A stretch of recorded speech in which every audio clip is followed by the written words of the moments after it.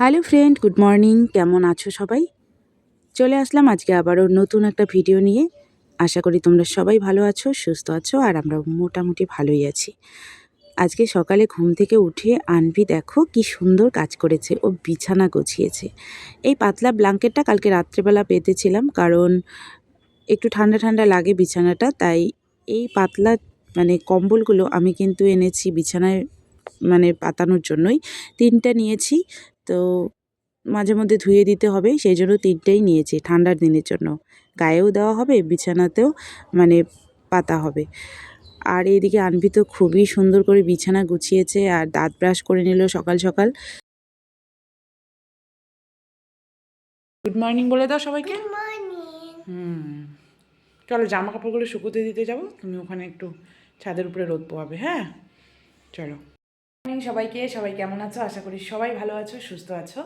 আর আজকে মাথায় শ্যাম্পু করেছি, তাই জন্য চুলগুলো মনে হচ্ছে তেল দিয়েছি, এখনও ভেজা আছে। ছাদের উপরে যাব এখন, আর এখানে জামা কাপড় কেচে রেখেছি, এই যে বালতিতে আছে, তো এইগুলোই এখন শুকোতে দিতে যাব।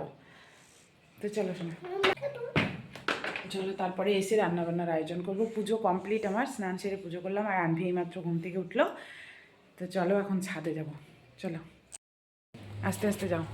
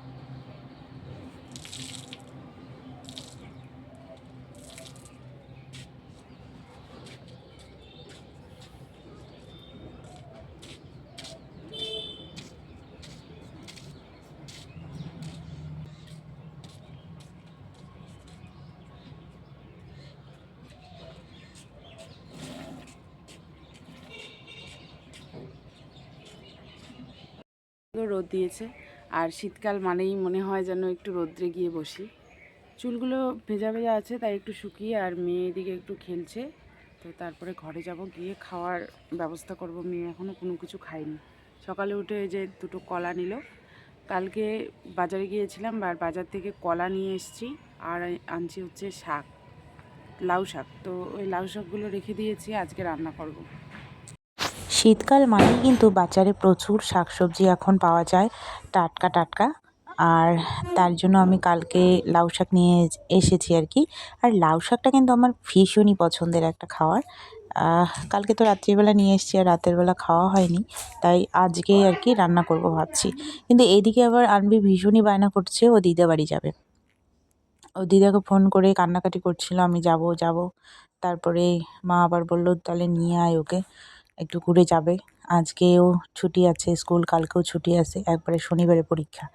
তো বললাম, তো পরীক্ষা আছে, আর কি হয় বলো তো, দিদাবাড়ি গেলে ও একদমই পড়াশোনা করতে চায় না, সারাক্ষণ দৌড়াদৌড়ি করে এদিক ওদিক।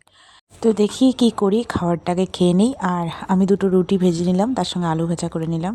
আর আনবি বলছে যে ও রুটি খাবে না, গোলা রুটি খাবে, তাই জন্য ওকে গোলা রুটি চিনি আর লবণ দিয়ে করে দিলাম।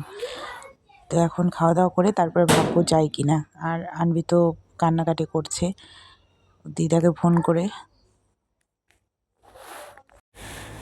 আসবো আসবো না করে দেখো চলেই এসছি আনভির দাদু বাড়িতে।